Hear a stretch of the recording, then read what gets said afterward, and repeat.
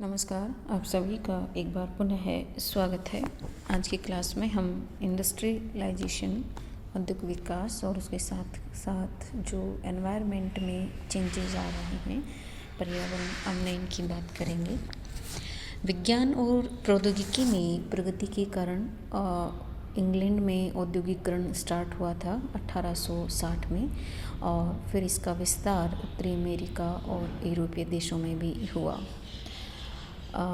तब से लेकर के अब तक वर्तमान तक विश्व की जो सभी पश्चिमी देश हैं उनमें औद्योगिक विकास अपनी चरम सीमा तक पहुंच गया है और जो एशियाई देश हैं वो भी औद्योगिकरण की दौड़ में शामिल हैं। निश्चित रूप से ही विकसित देशों में जो औद्योगिक विकास हुआ उसने मानव समाज को आर्थिक समृद्धि प्रदान की है और जो सामाजिक आर्थिक संरचना है उसको एक नया आयाम दिया और लोगों को भौतिक सुख सुविधाएं भी प्रदान की। लेकिन इसके साथ साथ कई प्रकार की पर्यावरणीय समस्याएं भी इसके साथ साथ बढ़ने लगी।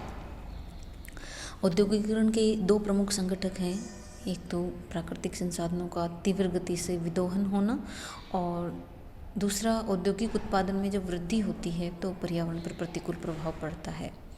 कारखानों में कच्चे पदार्थों के उपयोग के लिए जो भी रॉ मटेरियल जाता है वो प्राकृतिक संसाधनों से ही जाता है, तो जितना ज़्यादा औद्योगिकरण होगा उतना ही ज़्यादा प्राकृतिक संसाधनों का विदोहन होगा, जिससे क्या क्या हो सकता है। वनों की कटाई के कारण वन क्षेत्रों में ह्रास हो गया, खनिज पदार्थों के खनन के कारण धरातल का उत्खनन, उससे फिर बड़ी बड़ी खदानें बनी, बंजर भूमि बन गई, कृषि भूमि में ह्रास हो गया औद्योगिक विस्तार के कारण, भूमिगत जल के अत्यधिक निष्कासन के कारण भूमिगत जल के तल में गिरावट आ गई, भूमिगत जल और खनिज तेल के निष्कासन के कारण धरातली सतह में अवतरण की घटनाएं भी देखने को मिलती हैं। तो ये बहुत सारी ऐसी समस्याएं हैं जो इन प्राकृतिक संसाधनों का अत्यधिक विदोहन होने से हमारे सामने आ रही है। दूसरी चीज़, कारखानों में जो भी उत्पादन हो रहा है, जो भी प्रोडक्ट बनता है, उसके साथ साथ में कुछ अनवांटेड प्रोडक्ट भी बनते हैं, अनिश्चित उत्पाद भी निकलते हैं, जैसे औद्योगिक अपशिष्ट पदार्थ, प्रदूषित जल, जहरीली गैस, रासायनिक अवक्षेप, एरोसोल, धूल, राख, धुआं, ये सब।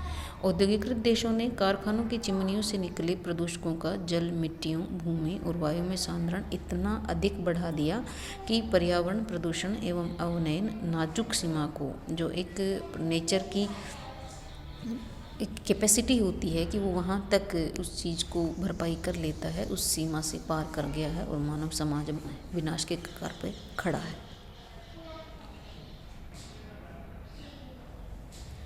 किसी भी देश की आर्थिक प्रगति की रफ्तार को बढ़ाने के उद्देश्य से किया जाने वाला जो औद्योगिक विस्तार है वो और विकास जो है वो आर्थिक दृष्टि से महत्वपूर्ण हो सकता है, परंतु उससे जो उत्पन्न होने वाले जो बाद में प्रभाव हैं वो सामाजिक दृष्टि से अवांछनीय होते हैं। औद्योगिकरण से उत्पन्न प्रभाव जल्दी से नहीं दिखते हैं हमें, लेकिन उनका जो क्युमुलेटिव इफेक्ट है, संचयी प्रभाव है, वो इतना भयावह होता है और इतना ज़्यादा होता है कि उनसे प्राकृतिक पर्यावरण का जो मौलिक स्वरूप है वो ही बदल जाता है। वास्तव में औद्योगिकरण से उत्पन्न जो प्रभाव हैं वो एक चेन में होते हैं, श्रृंखलाबद्ध होते हैं। एक नेगेटिव इफेक्ट आता है, प्रतिकूल प्रभाव आता है और उससे फिर फ्यूचर में बाद में हमें और कई दूसरे नेगेटिव इफेक्ट देखने को मिलते हैं और जो कि निश्चित ही मानव समाज के लिए घातक होंगे। औद्योगिकरण के अधिकांश प्रभाव जो हैं वो पर्यावरण अवनयन और प्रदूषण से संबंधित होते हैं। बात करते हैं उनकी विस्तार से।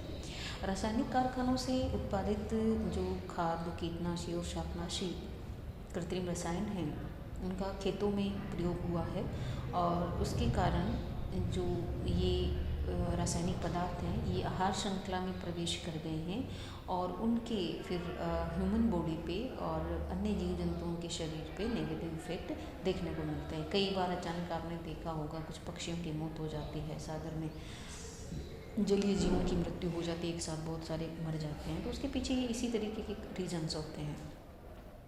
इसके अलावा जो मिट्टियाँ हैं जहाँ पे इनका प्रयोग किया जा रहा है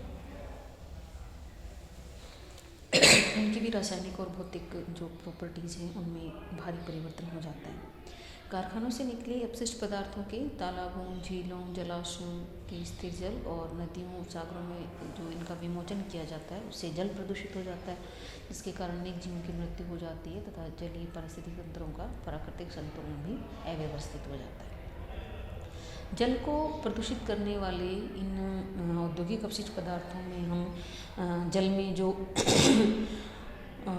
धुलाई की जाती है, जो अपशिष्ट जल है उसकी डंपिंग की जाती है, जो भी अपशिष्ट सीवरेज हैं उनका निक्षेपण किया जाता है, एस्बेस्टस के कण हैं उनके रेशों का विमोचन किया जाता है। धीरे धीरे एस्बेस्टस जो है वो जल में मात्रा इसकी बढ़ने लगती है।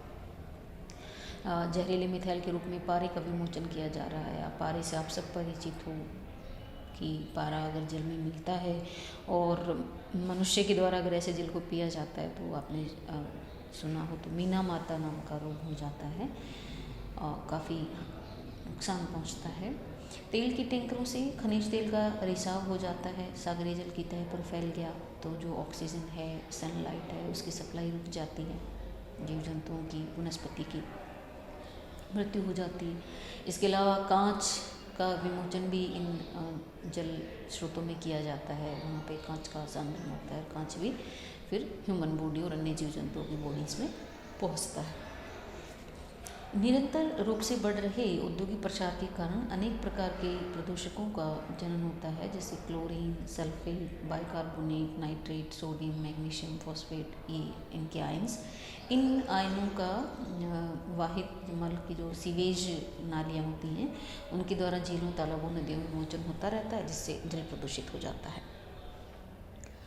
विश्व के जो घने बसे और औद्योगिक रूप से विकसित देश हैं उनसे होकर के जो भी बड़ी नदियां बहती हैं वो अपना प्राकृतिक स्वरूप खो चुकी हैं और गंदे नालों में बदल चुकी हैं, जिनमें सिर्फ कारखानों और महानगरों से निकलने वाला अपशिष्ट पदार्थ और मलजल ही बहता है।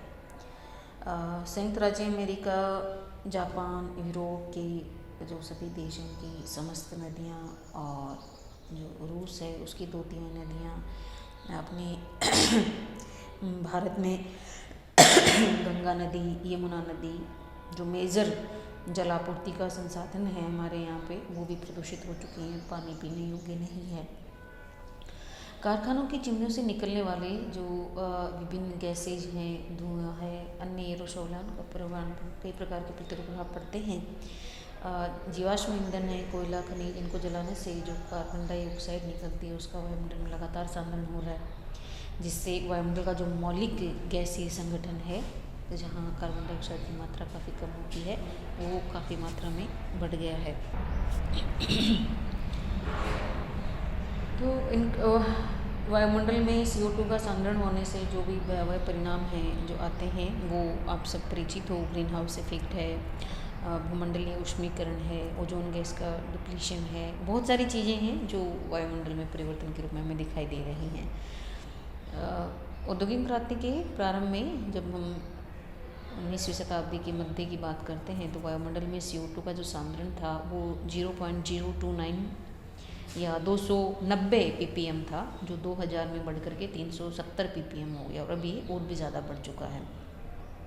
वायुमंडल में कार्बन डाइऑक्साइड का सांद्रण बढ़ता है, जिससे वायुमंडल में हरितगृह प्रभाव में वृद्धि हो जाने से फिर तापमान में वृद्धि होती है और पृथ्वी और वायुमंडल का ऊष्मा बजट जो है, जिसमें एक संतुलित तापमान अर्थ पे बना रहता है अपनी पृथ्वी पे, जिससे कि यहाँ जीवन संभव है, वो भी गड़बड़ हो जाता है, बदल जाता है और धीरे धीरे ये देखने में मिलेगा। क्लोरोफ्लोरोकार्बन का वायुमंडल में विमोचन हुए तो उससे फिर ओजोन परत में अल्पता आती है और पृथ्वी में के विकिरण और ऊष्मा संतुलन में भारी परिवर्तन हो जाएगा, क्योंकि ओजोन की अल्पता के कारण सूर्य की पराबैंगनी रेज जो हैं वो धरातल तक पहुंचती हैं और यहाँ का तापमान बढ़ा देती हैं। इसके अलावा हम पहले इसमें चर्चा कर चुके हैं विस्तार से, बहुत सारी स्किन से रिलेटेड जो प्रॉब्लम्स हैं वो भी हमें देखने को मिलती हैं।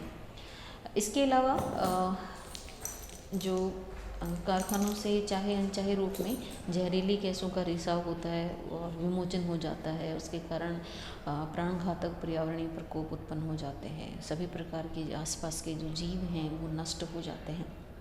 इसका एक एग्ज़ाम्पल है भोपाल गैस त्रासदी जो कि 1984 में हुई थी और जिसका अभी तक वहाँ पे इम्पैक्ट है। वहाँ पे जो उस टाइम जीवित थे लोग जो सरवाइव कर रहे थे उन पे तो इफेक्ट आया ही आया, उनकी जो आने वाली पीढ़ियाँ थी वो भी अपंग पैदा हो रही है। तो आप अंदाज़ा लगा सकते हैं कि इस तरीके की जो घटनाएं हो जाती हैं चाहे अनचाहे उनसे फिर कितना नुकसान होता है। यूक्रेन में चेरनोबिल नाभिकीय विनाश हुआ था 1986 में। ये अपन मनुष्य की असावधानी कह सकते हैं या जो उसने ओवर कॉन्फिडेंट होके जो आधुनिक प्रौद्योगिकी की जो बात कर रहा था उसके असफल होने से और विनाशकारी प्रभावों के दो एग्जाम्पल। भोपाल नगर में जो अमेरिकी यूनियन कार्बाइड के गैस संयंत्र से जहरीली मिक गैस, मिक का फुल फॉर्म होता है मिथाइल आइसोसाइनेट, इसका रिसाव हुआ था और 4000 से ज़्यादा लोग पलक झपकते ही मौत के शिकार हो गए थे। अम्लवृष्टि, नगरीय धूल कोहरा, नाभिकीय सर्वनाश, नाभिकीय शरर, ये औद्योगिकरण से उत्पन्न होने वाले घातक पर्यावरणीय प्रकोप हैं। तो ये हमने पढ़ा कि किस तरीके से इंडस्ट्रियलाइजेशन जो है वो पर्यावरण पे इम्पैक्ट डाल रहा है। तो ये कुछ एग्जाम्पल्स थे जो अपन ने देखे। इंडस्ट्रियलाइजेशन को अगर अपन परिभाषित करते हैं तो उसमें भी ये है कि जो इंडस्ट्रियलाइजेशन है वो एक प्रोसेस है जिसमें सोशल और इकोनॉमिक चेंजेज आ जाते हैं और वो जो ह्यूमन ग्रुप्स हैं उनको एग्रीकल्चर लैंड से इंडस्ट्रियल की तरफ लेके जाते हैं। जो मैक्सिमम नंबर्स होता है पॉपुलेशन का वो अगर कृषि कार्य में संलग्न है तो उसको अपन ग्रामीण परिवेश की संज्ञा देते हैं, और जब मैक्सिमम नंबर ऑफ पॉपुलेशन है वो अगर इंडस्ट्रीज़ में काम कर रहा है तो वो इंडस्ट्रियलाइजेशन है। ये जो आधुनिकता का विस्तार हो रहा है, आधुनिकता बढ़ रही है, सोशल चेंजेज आ रहे हैं, इकोनॉमिक डेवलपमेंट हो रहा है, और ये सभी टेक्नोलॉजिकल जो इनोवेशन हो रहे हैं, तकनीकी जो खोजें हो रही हैं नई नई रोज़ रोज़, उससे संबंधित है। तो आज की क्लास में हमने चर्चा की कि किस तरीके से इंडस्ट्रियलाइजेशन एनवायरनमेंट पे नेगेटिव इम्पैक्ट डालता है। तो आज की क्लास में इतना ही, मिलता है नेक्स्ट क्लास में नई टॉपिक के साथ। धन्यवाद।